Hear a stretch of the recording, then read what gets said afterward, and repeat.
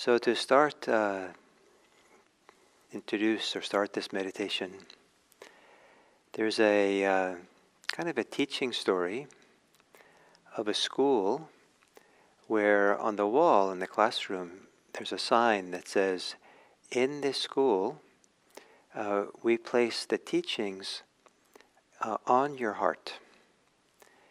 And so someone asked, why do you put the teachings on our hearts? And the teacher said, we only put it on your hearts. Only life can put it in your hearts. We put it on your hearts, and when your heart breaks open, then they fall in. So this idea that to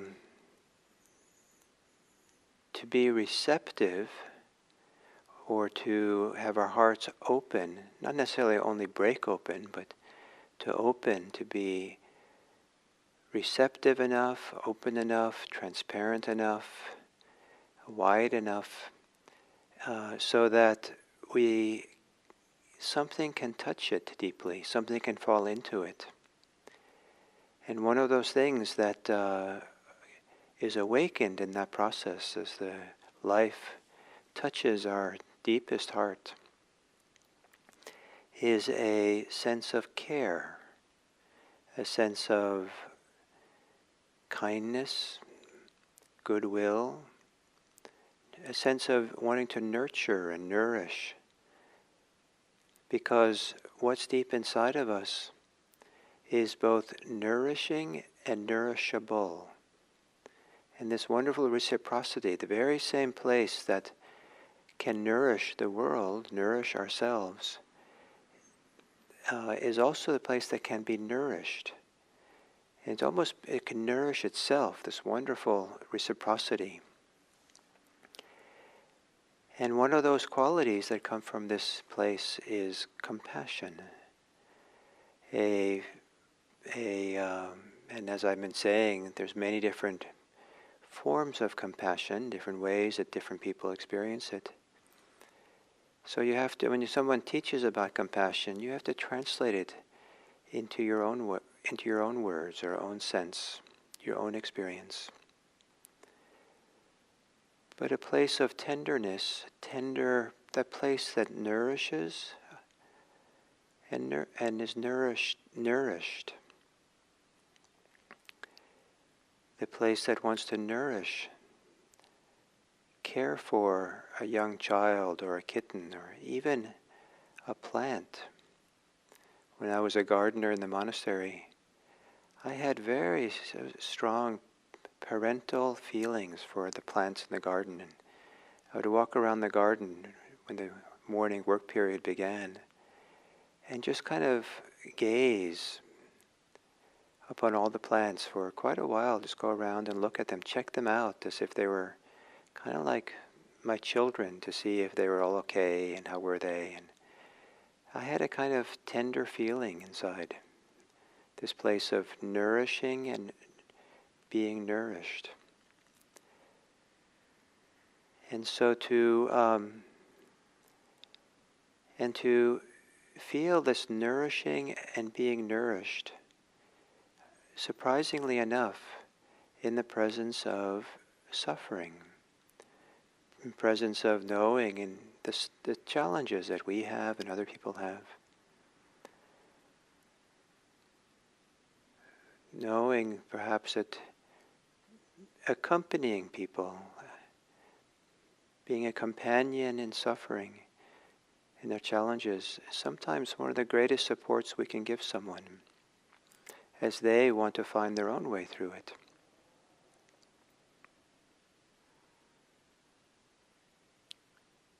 And a wonderful feeling of being available to help, wanting to help if the help is wanted.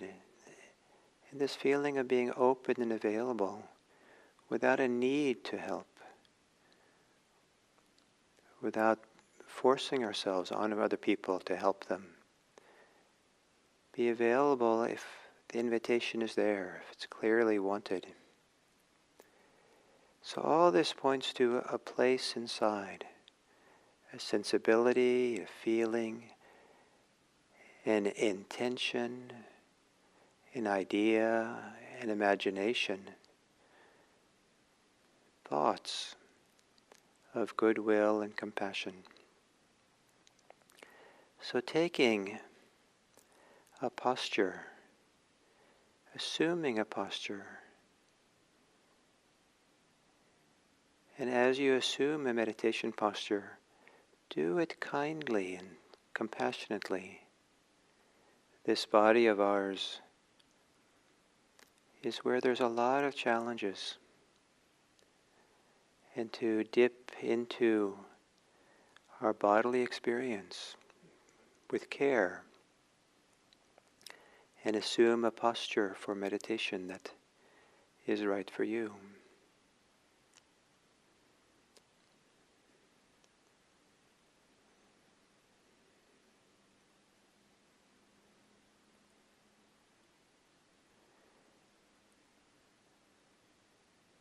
And gently closing your eyes,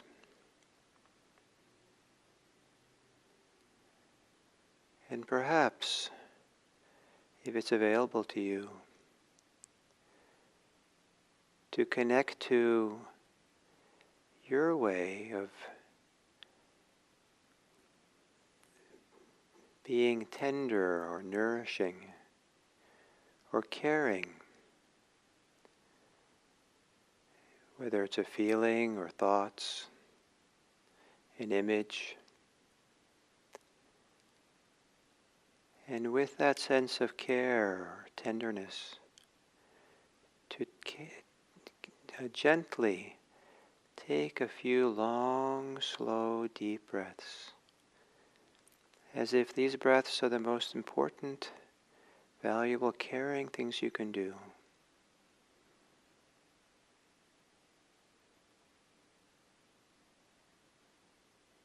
And exhaling a long, caring, relaxing breath, as if the exhale is emptying you of your difficulties,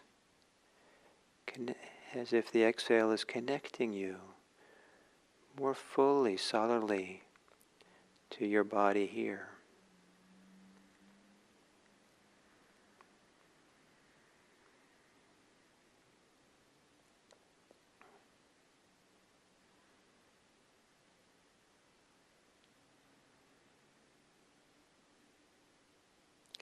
And if it's comfortable for you, taking a deep breath in, exhaling a slow and long breath, and then lingering at the end of the out-breath, maybe releasing more fully. For a moment in the end of the out-breath, allow yourself just to be.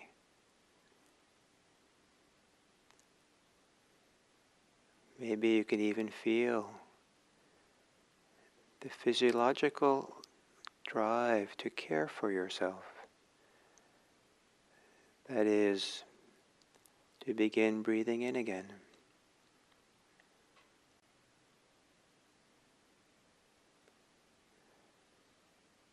The process of breathing is sustaining your life. It's a way in which your body cares for you.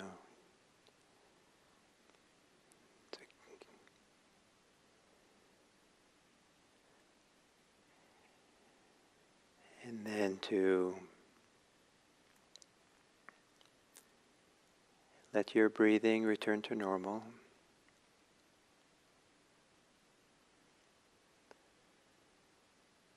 And on the exhale, relax in different parts of your body. Release the holding. But as you relax to whatever degree you can, maybe do it with a generosity of caring, not forcing, not even expecting things to relax, but offering your body a chance to soften and relax, especially if you can do so with a caring attitude.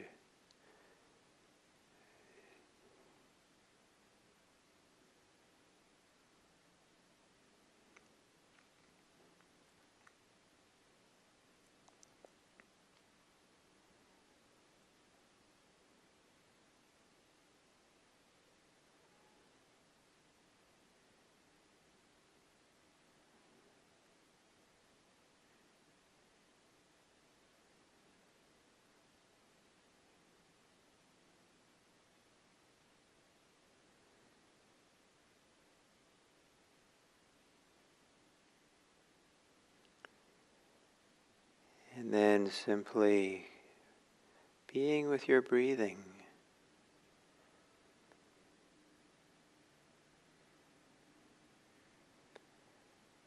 Perhaps with a feeling of relaxing or softening all around the inhale, all around the sensations of your body that come into play as you inhale, as if receiving those sensations. Around it is a field of softness, of caringness.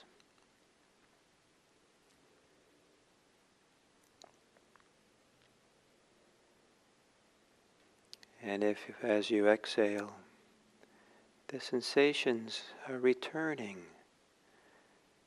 to a place that invites, that's inviting the exhale, a place of tenderness,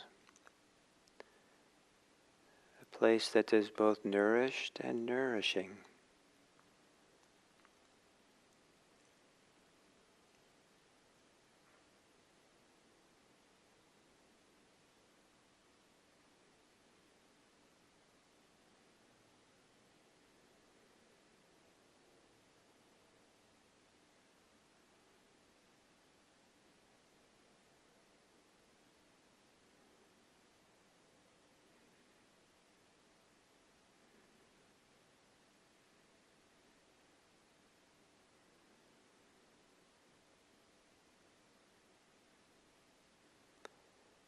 And to continue breathing.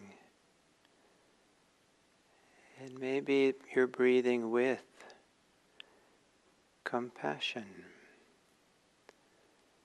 with care,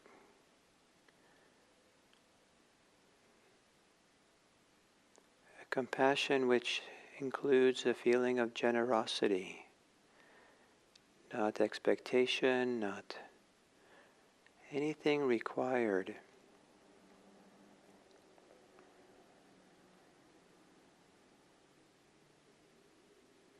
A place of tenderness, a place of thoughts of well-wishing.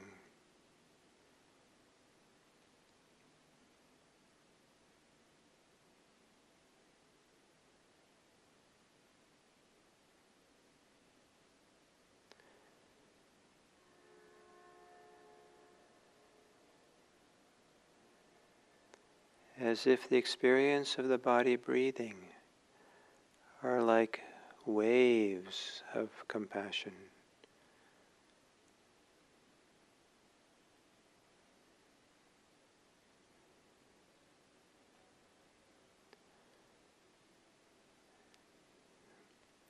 The inhale is like waves washing up across the sand. The exhale, the waves returning to the ocean. Waves of compassion washing over you.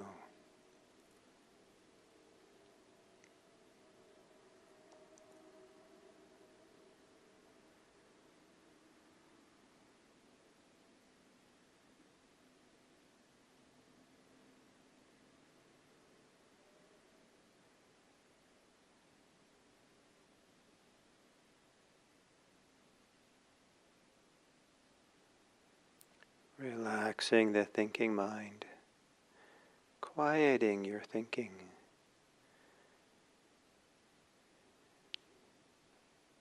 Compassion a place of inner nourishment, inner nourishing.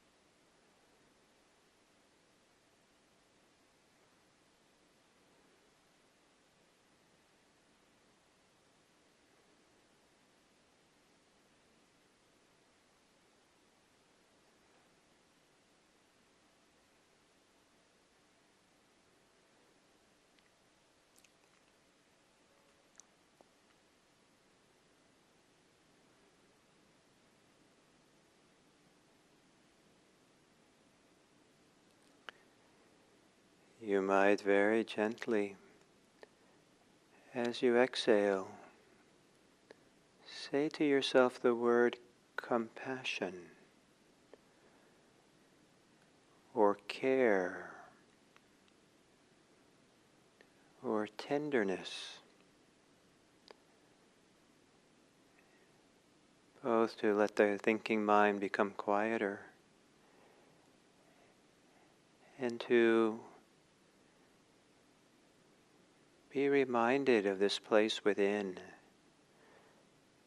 to touch in again to this place within of compassion.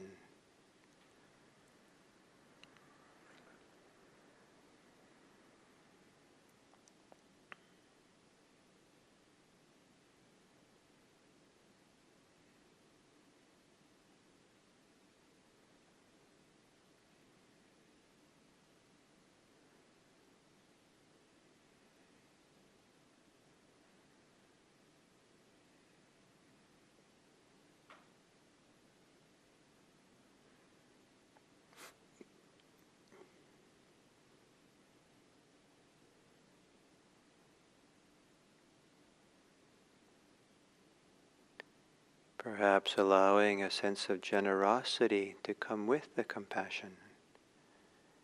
The generosity that allows you to do this just the way it is for you, how it works for you, without a should or needing to make it look like something. Just whatever way is easy for you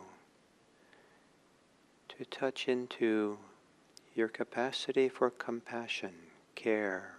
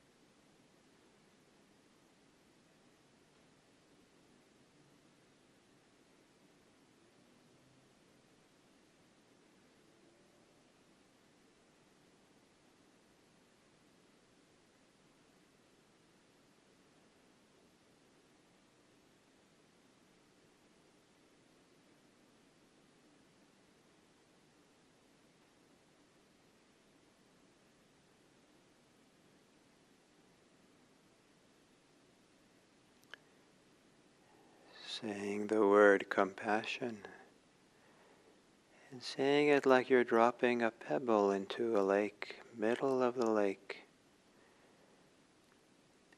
And the ripples, concentric ripples, radiate outward across the lake. So let your compassion be the pebble and dropping into your heart. And concentric circles of warmth, of care, radiate out from you, out into the world. Maybe with each breath, each exhale, dropping the pebble, compassion. Each inhale, the radiance spreads outward into the world.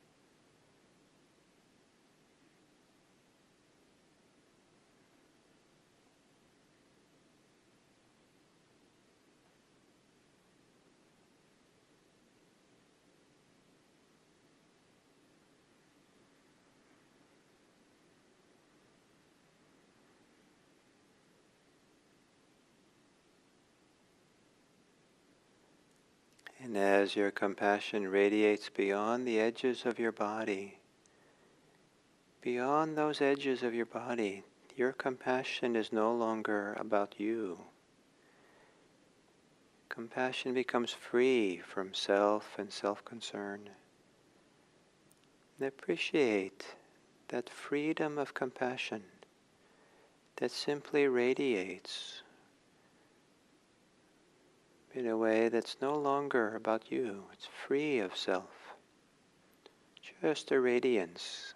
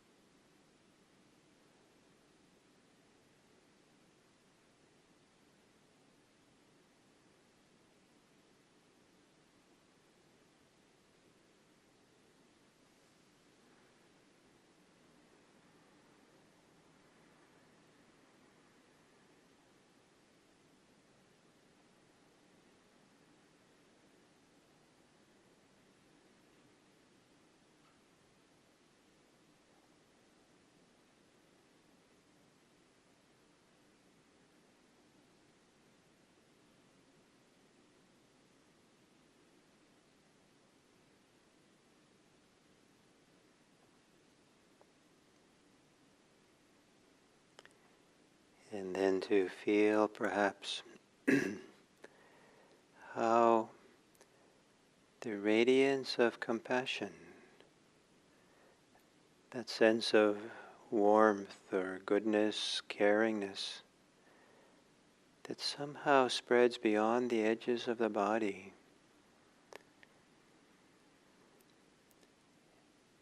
is nourishing for you, because it comes from a place that's both nourishing and nourished. And how beyond the edges of your body, it's not about you yourself. It's free of self. And how preoccupation with self diminishes this nourishing place of tenderness, of care. Compassion, as it radiates beyond, out into the world, can be a form of freedom from self, freedom from self-rumination, self-preoccupation, freedom from self-criticism and self-belittlement. The simple generosity of compassion, especially compassion for others, is a freedom from what diminishes us with self-preoccupation. And to see if you can now turn your attention out into the world of people who struggle, who suffer. Maybe the people struggling with COVID-19. The people who are sick, some are dying. The medical staff and other caregivers. For those who have COVID. And to allow your radiance of goodwill, of tenderness, of care, of compassion spread out to all the people touched with COVID-19. And let your compassion touch them as well.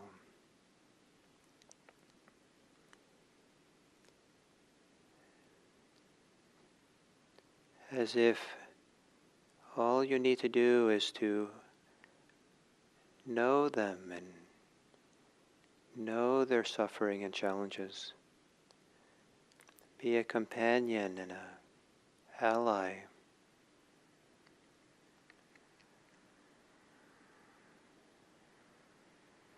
Wishing them well.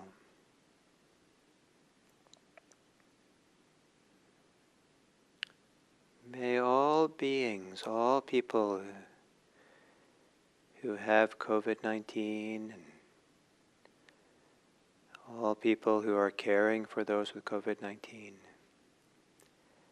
may they be free of suffering.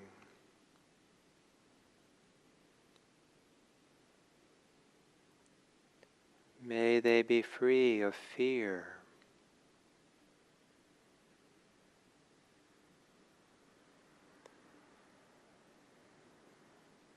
May they be free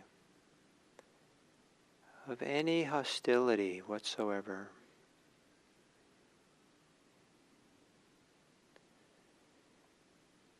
May they receive the care, the best care available.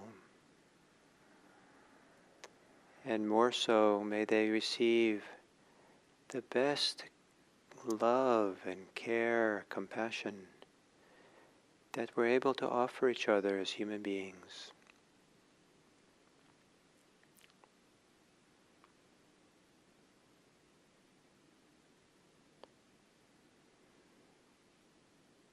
May all beings be free of suffering. May all beings be free of oppression.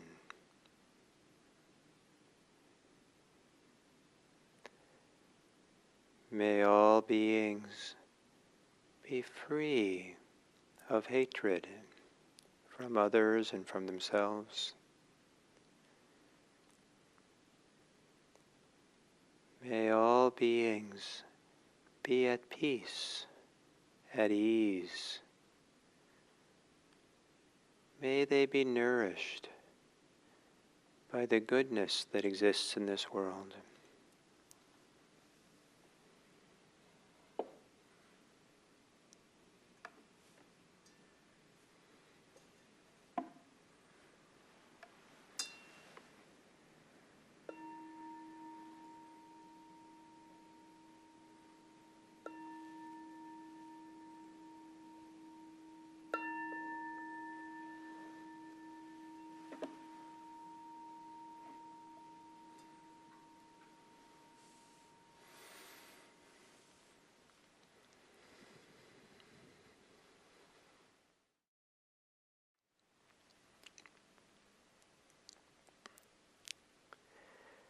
So this is the last talk on compassion.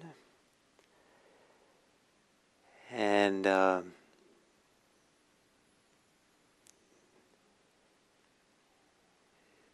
Buddhist concept of karuna, the word that's often translated as compassion,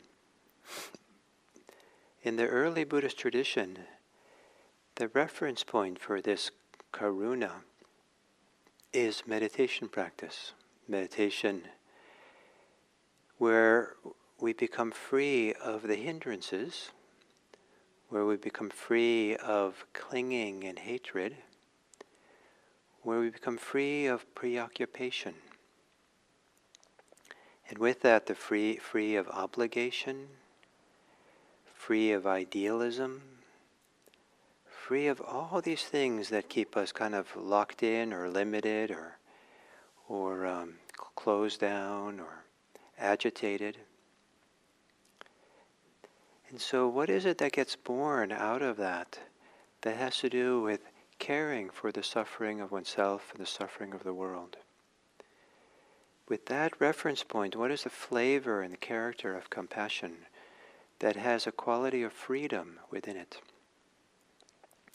And certainly many of us can have the experience of being touched in a compassionate way, in a caring way for others, and to feel in the very movement of compassion a kind of something opens up, something different than self-concern or the usual reference points for me and you and self and other operate.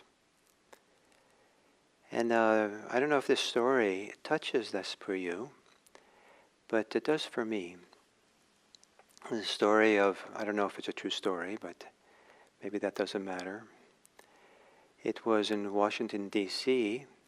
on a very beautiful spring day with some of the great trees flowering, beautiful white flowers and beautiful blue sky and crisp and clear air and kind of everyone kind of delighted by the freshness of it all.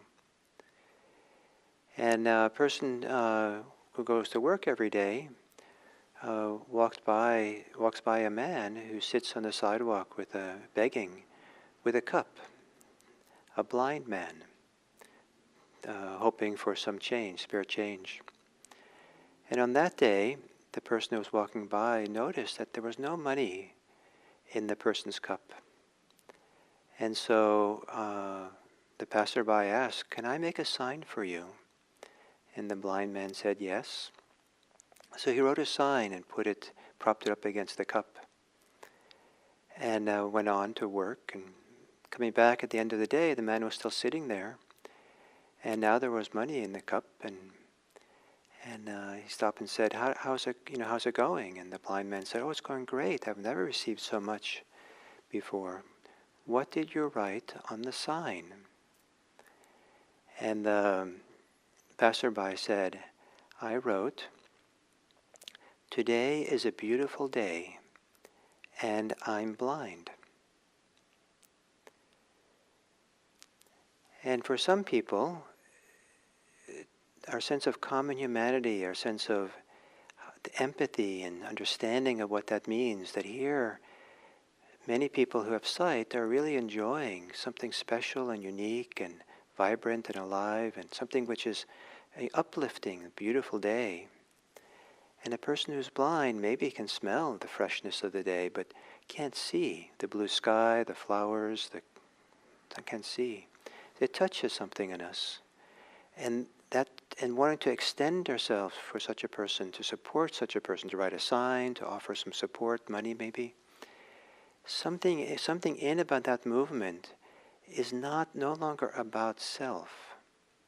Especially if we're coming out of meditation and we're not so busy and self-preoccupied and caught up in ideas and thoughts what should be and shouldn't be.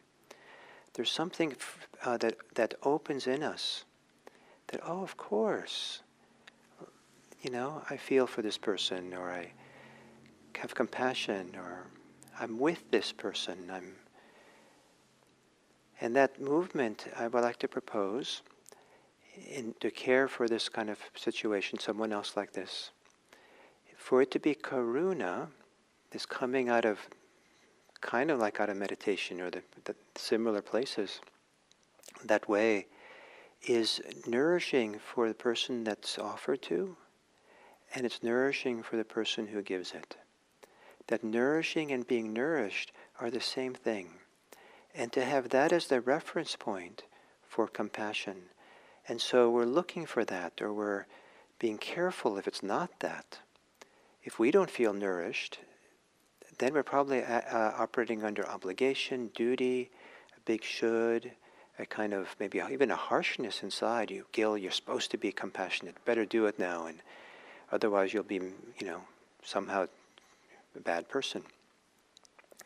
But to feel, to really recognize and know in oneself deeply what it's like to be nourished and nourishing.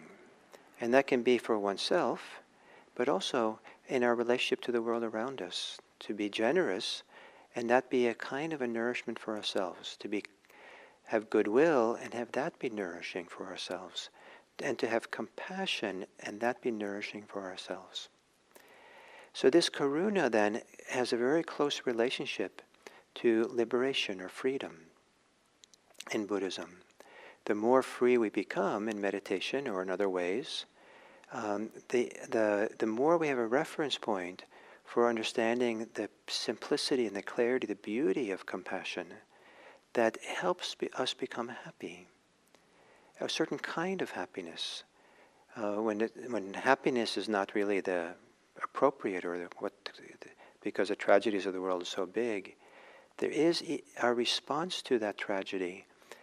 Maybe we don't feel happy, but there's a nourishment in it. There's a radiance of goodness that's there when we don't get caught up in the thoughts of horror or dismay or anger or agitation or it lands on this place of self, like, oh, I have to do something and I'm confused and what should I do? It's simply this place that, today is a beautiful day and I'm blind. Oh, that something in us opens. Oh, let me offer something here. Let me share something with this person. So compassion practice, as I think Diana taught you yesterday, can be a formal meditation practice as well. So we don't leave the cultivation or our compassion to chance. We can actually cultivate it and develop and let it grow. And it's been one of the great gifts of my life is to watch and develop my sense of compassion. I had no idea when I started meditation that it was such a fantastic thing to have compassion be awakened in me. So it's possible to do that intentionally and develop it. It's also then one of the great important parts of that is the way in which compassion both becomes a form of freedom, and it teaches us more about freedom. Freedom from self, freedom from clinging, freedom from hatred, freedom from sensual desires and comfort, freedom from our opinions and stories, freedom from self-preoccupation, self-attachment. And so this deeper we go with this meditation on compassion and being nourished by it, we're experiencing a nourishing alternative to the pursuit of sensual pleasure, a nourishing alternative to being caught in stories of whatever stories we have, opinions we have, and an alternative to self-preoccupation. And it isn't that we let go of self-preoccupation and have nothing. We have this place of tenderness and nourishment within. So the deeper our compassion, stronger it becomes, and the more concentrated we become, it then itself sets the stage for the deepest liberation that Buddhism offers or points to. And that is when the mind is really peaceful, at ease, settled on itself, then the experience that there can be insight into the nature of things, including the insight into the nature of compassion. The insight into even compassion is impermanent and inconstant and changing. Even compassion is something that arises out of the constructing forces of the mind and the heart. And there's something that is beyond the constructing forces of the heart and the mind, something which beyond, outside of, kind of what's inconstant and impermanent. And that which is beyond and outside of it is not a thing, but it's the absence of all clinging, the absence of all self-preoccupation, such a radical absence that it really gets our attention. And really, wow, it's possible, it really is possible after all, to experience, to live this life without any clinging attachment whatsoever. It's a phenomenal thing to know that. And that freedom from clinging itself clears the dust, in a sense, from our hearts, from the windows of our hearts, that now it's so much easier to have compassion. It's so much easier to have love, because there's no smudges, there's no dust, there's nothing in the way of that tenderness, that warmth being touched by the world, and the heart touching the world. And so we find that there's a whole new level of what compassion can be after some really deep letting go that happens. So compassion can be part of the path to letting go, because it really is supportive and helps us relax, and can be very compelling to really kind of settle into this strong sense of compassion. And then it can also then be the stepping stone for a deep releasing that goes on. And for the Buddha then, once a person has experienced deep release, and then the heart is open and compassion is awoken in a greater way, then the Buddha's instructions is go forth out into the world for the welfare of humans and gods, for the welfare and happiness of all beings. In other words, live caring for this world. Live for the welfare of the world. And not because we should, I feel it's because that's what the heart wants to do. And that acting on the compassion is an extremely important thing to do. To not act on our compassion impulses is a kind of restriction, is a kind of closing down, is a kind of diminishing, or sometimes even a kind of a wounding of ourselves. That if we have an impulse for compassion, act on it. It's a feedback loop there too, that the more we act on compassion, and this pure compassion as we can, the more the compassion then feeds back to us and supports us. And just the idea of compassion and the thought that I am compassionate, just that only the meditation on compassion, it really shortchanges us. It's in the enactment of compassion that compassion really comes to fulfillment, to completion. So, and sometimes the practice of compassion is to practice acting as if you have compassion, knowing very well you're acting as if. But sometimes acting as if evokes and wakens up and clears the space for an innate capacity for compassion to grow and develop and and catch up to what we're actually acting out. So the Brahmavihara of compassion, one of the great gifts and treasures of this tradition of practice of the Buddhism, and may it be that you treasure whatever capacity for compassion, karuna, that you have hints of, that you have touched into. Treasure it, value it, and make room for it. May it have a strong place in your life, and may you benefit from that. And may you benefit all beings from that. Thank you.